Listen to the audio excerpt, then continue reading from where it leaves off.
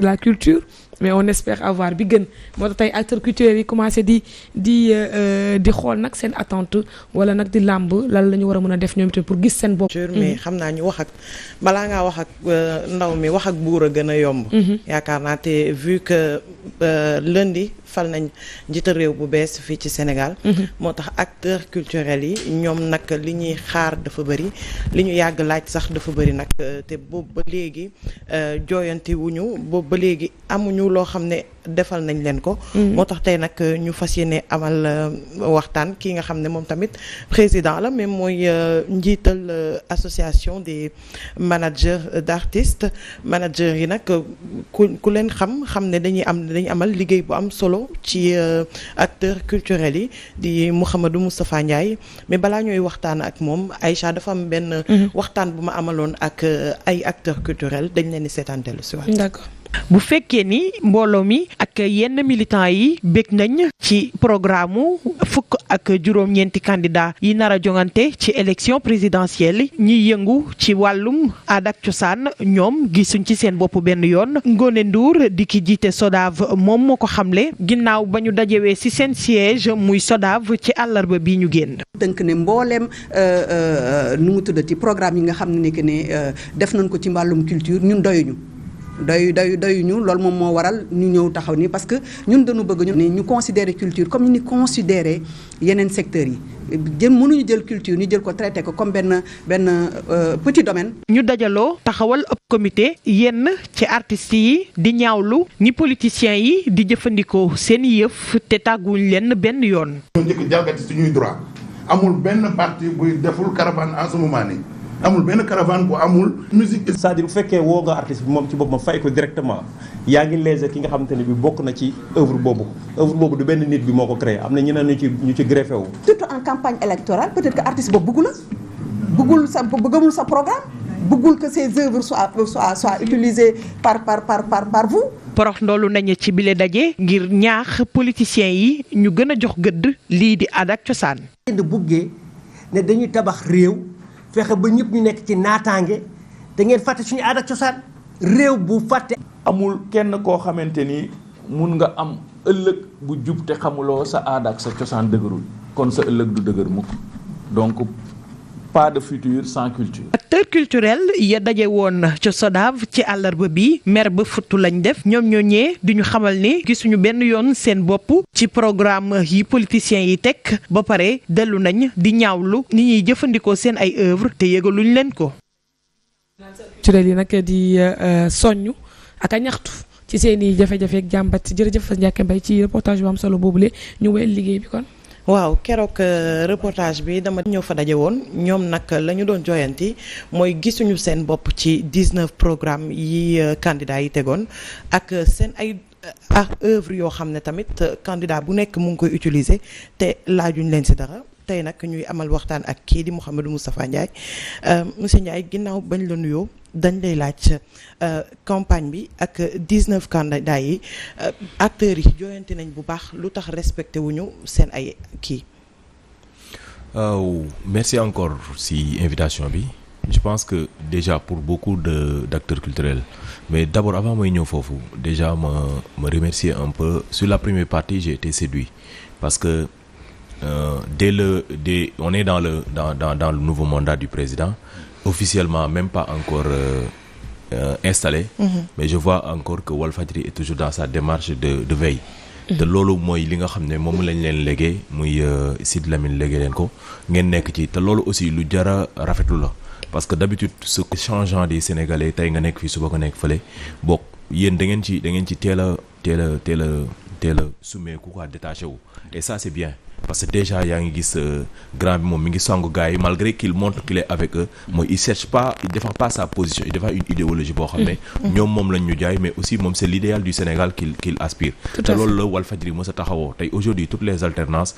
Walfadjri a joué un rôle exceptionnel je pense que man si j'ai un souhait c'est que liñ jàll ngeen dund ko ñu bañ ko dund avec ce régime pour man arrière bu gën a rëy mooy dem ba à la fin ñuy dund loo xam ne c'était des acquis weesu li nga am xeex ko ba am ko ba pare dans le processus ngay delluwaat ginnaaw c'est-à-dire aujourd'hui liberté de la presse bi nga xam ne tey moo fi amoon ba tey ak cet esprit de veille, j'espère juste que ça va continuer avec le nouvel régime et que les Sénégalais aussi seront toujours aussi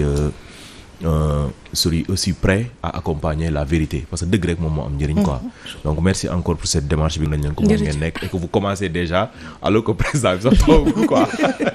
mais nag c'est ça Walfadjri c'est leur marque. loolu laa doon wax démb Seydina ma ne ko may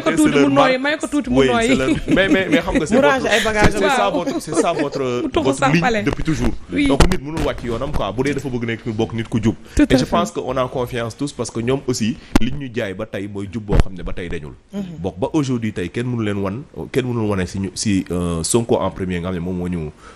incarné sur ça. ñëpp juba dem peut-être que bu amee lu ko mënta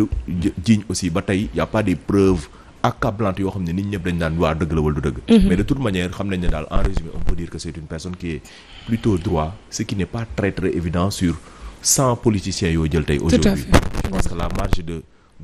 personnes mënoo ko ñoo xam ne mënoo leen ñàkk bañ a bëriwu fi waaw donc ça c'est quelque chose boo xam ne boo bëggoon débuter maintenant pour les acteurs culturels on a le problème juste mooy que man ñun ba tey on n'a pas une politique qui prend en charge nos préoccupations amul. On a eu certes le président de la République Macky Sall qui a fait beaucoup de choses pour le Sénégal parce que nit li nga nekk tey ñu encadré ko par des lois amul lu ko gën a rëy quoi parce que liggéey bu ne la loi bi nga xam ne moom mooy statuer yow sur ton travail c'est ça les médecins aujourd'hui les journalistes que vous êtes sur beaucoup de secteurs aujourd'hui il y a des lois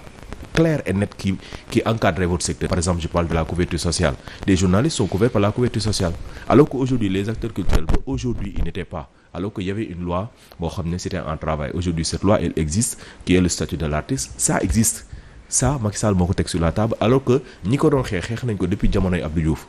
ñu topp ko di ko daw ba jamonoy Wade. Aujourd'hui, le statut de l'artiste, cette loi, elle existe. Ça veut dire que aujourd'hui, être acteur culturel, c'est un travail boobu nekk li muy mën a indi ji mooy tey man je peux me payer tout seul mais ma couverture sociale auprès de l'IPRES mën a couvrir sama ay doom bu sama jabar nekkee en état moo mun ko faj man bu ma feebaree ci sama dans le cadre de moo mën a am couverture sociale santé liñ doon faral di dégg naan kii acteur culturel dafa feebar ñu koy kettal loolu avec cette loi dafay deñ ainsi de suite yooyu ay acquis la yoo xam ne on l'a eu avec Macky Sall. tey mënuñu ko dindi l'existence de la SODAV muy société de gestion des droits d'auteur et droits voisins parce que avant BSDA moo fi nekkoon aujourd'hui on l'a eu avec Macky Sall c'est juste pour dire quoi c'est pour dire que aujourd'hui mais dafa xam nga Sénégal fii li yàq Sénégal ci affaire de bu ñu lay jox dañ lay joxee benn loxo jindee beneen droit wala ñu jox la benn affaire du mat c'est-à-dire li war a accompagner loi bi du fi nekk yooyu moo bëri Sénégal beaucoup de domaines ñun nag dañ ci gën a fësle parce que on n'a pas un président qui liñ naan moom mooy protecteur des arts et des lettres daf ko def son vécu da ngay gis ñoo xam ne quand ils viennent au pouvoir mbay dafa nekk seen yëf dañuy nekk ci mbay mi et tout le monde voit qu'il investit dedans mais on n'a pas encore vu un président depuis Senghor qui s'intéresse aux acteurs culturels alors que moo tax sax boo xoolee baax valeur culturelle lu Sénégal yi sax dégradé wu parce que culture mooy nit c'est-à-dire aujourd'hui parce que nit ñi boo waxee culture la première chose qui leur vient en tête mooy divertissement bi tëgg ak fecc ak dañuy fàtte ne c'est même la personne yow sa identité mooy culture du expression bi mooy culture bi nit ñi dañ dem ba à la fin ñun ñëpp dañu ko remarquer la valeur même de l'humain dafa dégradé wu respecter kan mooy kan xoolal nit ñi léegi pour ñu saaga benn sëriñ dafa leen yomb tout ça lan moo ko indi mais ñàkk xam yaay kan nit boo xamee yaay kan loo ko dafa drapeau ñun ñëpp dañuy fan États-Unis ni ñu bëggee seen drapeau buñ la koy wan ci ay film buñ la koy wan ci ay scénario wala journal ñu lay wan ni ñuy téye mais ñun dañuy fayee suñu boss. Ce qui m'a plu sur la campagne de Sonko, il a été la seule personne durant toute la campagne C'était très rare, on voyait même ces couleurs. Aujourd'hui, couleur de Sonko, kenn xamé ko sax sur la campagne électorale. Alors que tous les autres partis avaient des couleurs symboliques. Même il était venu avec le drapeau. Ça c'est symbolique, mais ça il faut qu'il sache le reproduire encore culturellement auprès de la population. Pour moi loolu attente la. Ba nit ñi gën a gëm. C'est man samay doom dama leen doon expliquer ñu bi ñu nekkee xale. Man maa ngi dëkk Colobane booru gendarmerie bi. Buñ daan romb drapeau bi ñu koy yëkkati ñëppay taxaw. Xale mag ndaw dafa nekkoon sax fo. On sortait même de nos maisons ne boy 5 heures mi ngi waaj wala ay midi dañuy dem foofu pour dem taxaw pour rek gis moment bi nga koy yëkkati. Il y avait cette fierté du drapeau. Aujourd'hui loolu dañ ko war a indiwaat. Parce que nit foo munti dem sa drapeau moo lay représenté. Te ñun ñëpp aspiré tukki. Dëgg la ñuy porter drapeau Sénégal di football yi drapeau lañ leen jox ñiy dem di defi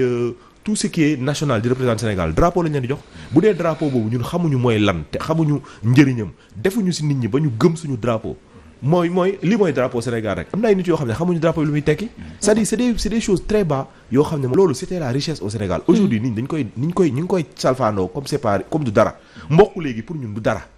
c'est-à-dire li ñuy yàq ci culturellement yaakaar ne jàpp ne fecc la ak kii du loolu et on espère un président qui va venir rétablir ci li muy rétablir mu delloo si ko parce que c'est des réformes c'est comment faire parce que wax na ko mooy comment rétablir le vivre ensemble ce vivre ensemble loolu mooy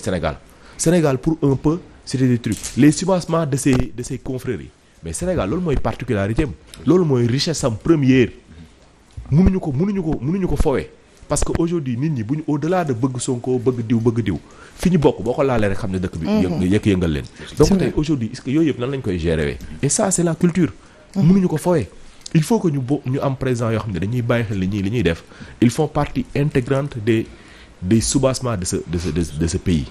comment on va faire de telle sorte que ñoom ñu kii ko c'était ça et ce que les acteurs ont fait tout dernièrement avec le truc c'était parce que munoo yow da ngay xëy benn jour jël benn musique bu jàmbur musique boobu pendant disons bii pas c'était presque 15 jours de campagne nga jël ko yow di ko campagne musique bu fu nekk di daw kooku même bu bokkee ci yow wayal la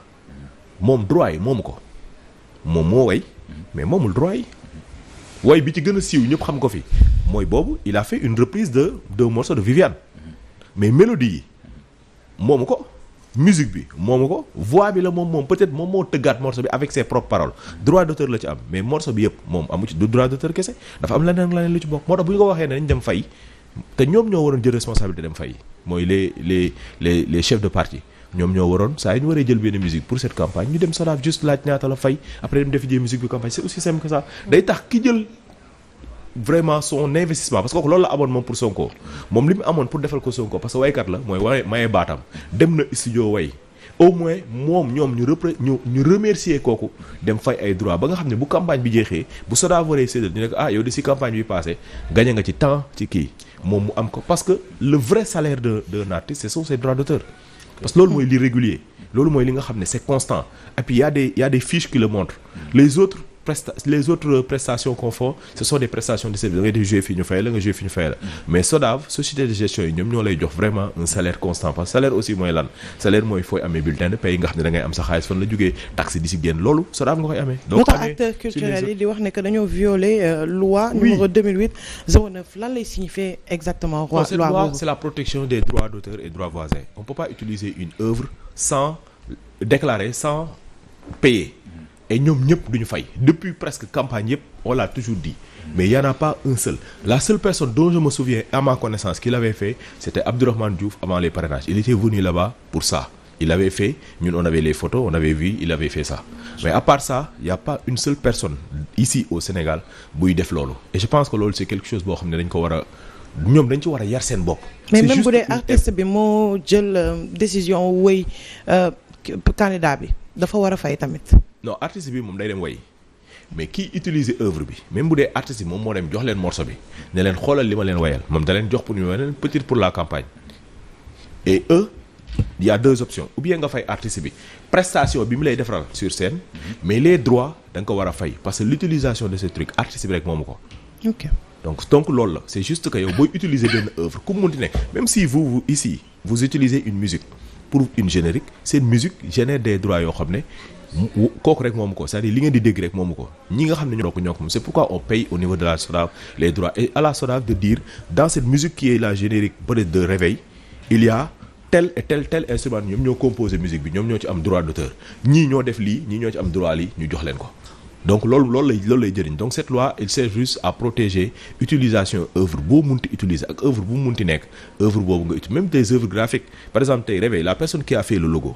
c'est de la création. Ce logo, s'il l'a déclaré comme une création, à chaque fois qu'il est visuel comme ça, il génère des droits. Ces droits doivent être payés à la SODAV et la SODAV répartira à la personne qui a le c'est comme ça. Par exemple, les modèles que vous portez, c'est tout. C'est-à-dire tout ce qui est création artistique, c'est comme ça qu'on le protège en le déclarant. Beaucoup déclaré, la SODAV fait le suivi de l'utilisation de cette œuvre. C'est ça. Et ce n'est pas méchant, d'où ay multimillions de tout ça, mais xam nga weccit bu ndaw nooy dem balaa fee nekk xaalis pour la personne ki nga xam ne moom moo créé l'œuvre moom moo koy def et c'est ça que les acteurs politiques jusqu'à présent comprennent pas wala bokk s'ils le comprennent garaawulu Sénégal xam Sénégal lépp garaawul bi peut-être moo leen di emporter dans ça mais je pense que on arrivera petit à petit si ay mise à niveau d'information parce que des fois am na ñoo xam ne man pour man comprendre duñu ko parce que j'ai approché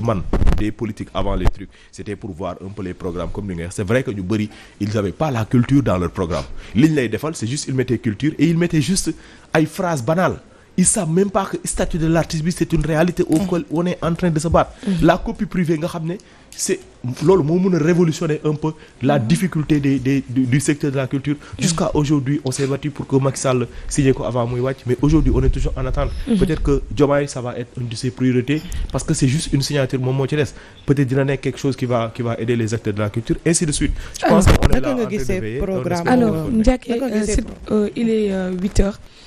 passé de 2 minutes donc synchronisation bi démarré na à la radio histoire de vous informer un peu fi ñu toll ñu ngi ci rubrique culture Ndiaké Mbaye dalal tey jile Moustapha Ndiaye président association des managers d'artistes ama ñu waxtaanee wàllub situation artistes yi ci Sénégal mën nga wéyal voilà naka nga gisee programme culturel bu président Bassirou Diomaye Diakhar Faye. Non, pour dire vrai j'ai pas vu son entier il a parlé un peu partout dans plusieurs plateaux mais j'ai pas vu une seule fois où on a parlé de la culture ça je l'ai pas encore vu j'ai pas encore vu aussi dans les documents sur internet où on a parlé de projet culture je l'ai pas encore vu j'ose juste espérer parce que dans ñi nga xam naa leen autour de lui je connais des hommes de culture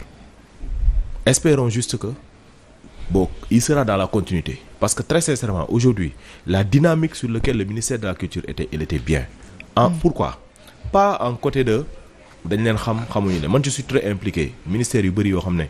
ça touche un peu les jeunes la culture man je suis impliqué parce que man je suis quelqu'un qui va par exemple SODAV ils ont beaucoup de mots communs par rapport aux acteurs ça c'est une réalité bi nga xam ne du yeggali day jox SODAV accréditation aujourd'hui la SODAV existe mais loi des structures yi nga xam ne ñoo ko yor il a du mal comment après il va faire pour récupérer tout cet argent alors qu'il est même pas accompagné au moment où benn mairie bu waree récupérer benn pétanque si benn magasin am na droit dem déclarer ko police ànd ak kenn ñoom ñu tëj magasin parce que ko fayul pétanque SODAV ay société di utiliser ay œuvres radio télé magasin grande surface aéroport tout partout où la musique elle est diffusée et yow amoo lu dul di ngay bind lettre rek kooku waxu ne ko war nga fay t'as pas d'autre possibilité alors que boo defoon li la loi bi may nañu ñu def la même chose dem saisir au chef de l'ordre yi ñu ñëw kii par exemple comme ni gars yi doon jël fi pour tëj ko mais là SODAV aujourd'hui dans les textes ils ont le droit de venir ici demander à ce qu'on fait Walfadjri wala beneen télé parce que fayul ay droits d'auteur mais boo ko defoon tey jii dañuy tirer ci seen kaw tirer ci kaw artistes yi pourtant ñun ñoo leen di may promotion ñun ñooy seen lii ça n'a rien à voir. et pourtant dañuy réclamer et pourtant SODAV dafay réclamer tout le temps que dañu war a verser li nga xam ne moom la droit d'auteur mais très souvent artistes yi dañuy joxoñ baaraamu tuuma SODAV comme quoi que ci bëri dañuy topp ci seen redevance te duñ leen jox. c'est-à-dire tu sais jaxasoo bi foofu pour bañ a changer débat bi. dafa am droit yu déclaré. ba pare boo ko déclaré wul kenn mënu la ko fay. loolu mooy c'est-à-dire un artiste boo génnee benn œuvre la première chose d'aller la déclarer. œuvre bi way nañ la sax yow boo ko xalaatee rek da nga ko war dem yóbbu denc ko. donc ça veut dire que waxatuma la mu pare bañ koy diffuser déposé woo ko loo déposé wul mu nekk succès par exemple le titre de la femme qui a chanté Sonko la te mu neex ba dee. wala Abdou Guité Seck bi xam nga ñun ñaar ñëpp dégg nañ ko. bu dee ñoom déclaré wuñu ko mënuñu ci am dara. mënuñoo jooy dara c'est-à-dire même bu doon ñëpp ñi utiliser œuvre bi yëpp di ay sonkis dem nañ fay. kenn du ko fay Abdou Guité xam la moo tax parce que Abdou Guité rek moomu ko balaa ñoo génnee xaalis il faut ñu xam kan moo ko def te yow boo yóbbul pour déclarer kenn du ko xam et ça ce sont des erreurs que font tous les artistes. D'accord. Ils vont pas déclarer leur œuvre. Maya dernier son bi je pense que ndam li la ko tuddee. jour bi Ousmane Sonko wala jour bi ñu proclamer résultats yi jour élection yi disons la génn son boobu noonu di son bu neex nag mais est-ce que da ngeen bëgg a conserver déjà SODAV. wala da ngeen bëgg ay réforme bu am ci parce que comme li nga wax léegi j'ai entendu Cheikh Tidiane Gomis dire que sport aussi xool na programme mu candidat yëpp mais amul benn pàcc bu am solo boo xamante ni jagleel nañ leen ko donc ci noonu aussi j'ai l'impression que lui il dit la même chose ci culture mais est-ce que SODAV bëgg ngeen ci ay réforme wala ay coppite bu ko defee ku ci nekk mën cee gis sa bopp. SODAV man li ma gëm en tant que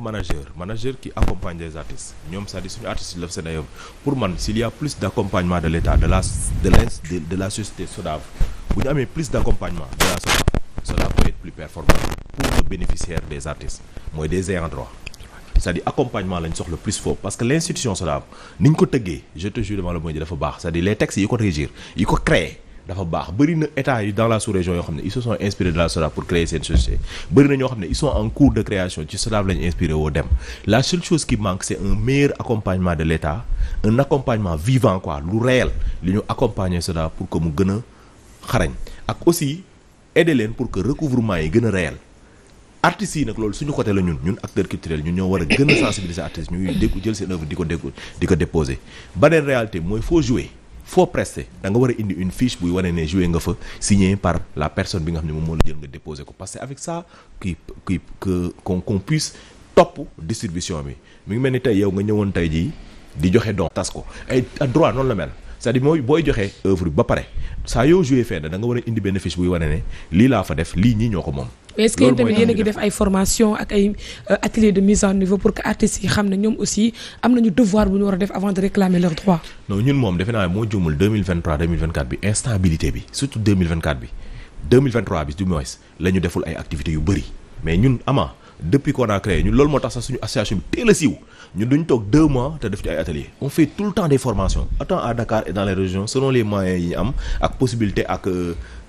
ni ñu tasee ci Sénégal parce que l'association est représentée dans presque 8 régions yoo xam ne am nañu fa ay sièges donc on se débrouille mais on fait tout avec nos propres moyens accompagnés par le ministère de la Culture ils ont couvert pas mal de nos formations à Douta Seck et au Grand Théâtre ils ont déjà fait ay couverture ñun on fait beaucoup j'ai été une fois invité ici par Sa Ndiogou parce qu'on faisait des activités culturelles ak yooyu des formations et tout quoi. D'accord peut-être une dernière question waaw dañ si programme am kii di président Diomaye Faye dafa wax ne dafay teg lii di économie culturelle pour mën a booster le secteur naka nga xalaat si loolu. oui parce que aujourd'hui foofu la culture tollu aujourd'hui la créativité artistique au Sénégal nekkatul ci graawaay créativité bi aujourd'hui fi ñu être à l'ère du temps gën a moderne mais rendre ko xaalis c'est-à-dire aujourd'hui la création c'est de l'argent il faut que ñu nekk foofu moo tax quand on parle maintenant d'économie créative foofu la toll ils sont au courant parce que mooy li may wax comme li grand bi ay xale lañ xam nañ ce qui se passe dans le monde ils sont aujourd'hui internet a fait que les gens sont réveillés et il y a des gens de culture peut-être que je connais des fois on échange quoi il y a des gens qui te disent que non ils sont telle personne que je connais pas personnellement mais je suis sûr que mënuñu toll noonu ni ñu amee doole te amul ay hommes de culture aujourd'hui par exemple tey la personne la plus connue artistiquement qui a été au service de Sonko muy l'artiste Nit Doff aujourd'hui Nit Doff devant Sonko ne pourrait pas lui dire li nga xam ne bu ko defee culture dina ci gis boppam et je lui ferai confiance par rapport à ça parce que c'est quelqu'un qui est investi et qui a investi. il est même acteur culturel xam nga nit ku investir bokkul ak acteur boo xam ne yow da ngay wax moom il a fait combien de grands événements un grand événement ça peut coûter minimum 10 millions pour un jeune acteur culturel comme Nit Doff mais bàyyi c'est beaucoup d'argent nga koy def show of the year nga koy def chaque année sans compter les productions artistiques génne album def clip c'est ça leur investissement donc bu dee ñoom ñi ngi koy def te moom mu bokk ci ñi gën a régulier ñu ko fi def donc il sait là où il a des difficultés les difficultés sur les taxes les découvrements sur fu nekk nga jaar fa aujourd'hui on est en train de demander ay ce qu'on appelle le guichet unique parce que aujourd'hui boo waree def benn événement da ngay dem fii fay dem fii fay mais loolu ça te fait perdre du temps imagine que nga am benn guichet c'est là-bas où tu payes tout est géré là-bas tu as tes autorisations tu as tout sur place loolu moo am France te ñun bu dee foofu mooy suñu pays de référence nga xam ne fa lañ ëpp fu ñuy dem ñun waa Sénégal am fa la ñuy dem di jouer ay Canada dëkk yooyu yëpp am guichet unique mais da ngay bëgg mu am Sénégal parce que Sénégal aussi c'est vraiment quoi qu'on dise c'est un pays en évolution par rapport à la sous-région sur beaucoup de choses peut-être que bëri na ay difficultés yu ñu am mais en acquis on a eu beaucoup d'acquis il y a beaucoup de choses aussi à faire parce que le développement aussi c'est ça le monde doone am benn affaire après dem toog say laurier donc acquis yi ñu am c'est bien mais il y a encore beaucoup de choses qui restent aujourd'hui artistes yi dañu war a et aussi la couverture sociale nekk une réalité pour man s'il y avait quelque chose que moom il devrait réussir en tant que président de la République mooy fexe ba couverture sociale des artistes mu nekk une réalité copie privée bi ñu signé ko après nag économie créative boobu ñëw topp parce que bu ñu amee statut de travailleur nit ñi di liggéey di nekk dans les contextes et conditions de travail parce que boobaa loi bi nekkul rek ministère de la culture moo koy couvrir ministère du travail day impliqué wu ministère yi yor santé day impliqué wu ministère yeneen yu bëri day ñëw impliqué wu dans le secteur de la culture day gën a large et on a beaucoup plus de ministères partenaires avec lesquels on peut travailler pour les conditions des acteurs et des acteurs coopération internationale yi aujourd'hui da ngay bëgg voyager da ngay am problème pour jël visa loolu il faut ñu waxtaanee ko yooyu yëpp nag des gens comme digne mën nañ ko renégocier waat wala rediscuter waat et on attend beaucoup du président Diomaye mais on pense que aussi dès les premières heures chacun veut tirer sur lui comme on le fait mais xam nga Sénégal rek mooy loolu quoi. kenn mënu leen tere wax mais je pense que lui aussi ils sont conscients de ce qui les attend et pour le nouveau ministre je pense que sera à la hauteur. parce que comme grand bi il y a des personnes de valeur qui sont à côté de lui. d'accord yaakaar naa ne président Diomaye dégg na bu baax seen ay xaarandi. jërëjëf yow tamit Ndiaké Mbaye sujet bi tey amoon na solo Moustapha Ndiaye ñu ngi lay jaajëfal yow tamit ci sees bi ñu sees tey ci réveil bi. Merci à vous pour l'invitation. Merci à tous les téléspectateurs de Walfadjri qui nous écoutent. Et l'équipe technique et tout. Donc, merci aussi. On remercie les managers qui nous écoutent. Et merci aussi à tous les journalistes yi amuñu droit d'auteur. Li ñuy def nii amuñu ci. Si, les médias font partie de wax bi métti na de. amul nuñ koy comptabiliser rentabiliser. mën na nekk loolu amul problème day nekk am débat de discussion. mais dans les industries les créatifs vous faites partie. nombre d'octave yi ñu koy fay. xanaa day mujjee doon sa manager ci loolu. yow moom di nga fayeeku kon. dinaa fayeeku de. non man moom dinaa am moom. li may wax par bés. Seydina lay gën a fayeeku xam nga Seydina day wax ba yéeg moom dóor bi lay fayeeku. jaajëfale yow tamit Ndiaké sujet bi amoon na solo rendez-vous mercredi prochain inchallah. mercredi prochain inchallah ñu indiwaat sujet bu gën a am solo inchallah di jaajëfal bu baax sama invité kii di Mouhamadou Moustapha Ndiaye mu nga ko Mouhamadou Moustapha Ndiaye may fàttali moo nekk njiital association des managers d'artistes AMA léegi sans plus tarder dañuy dem seeti l'invité de PEF.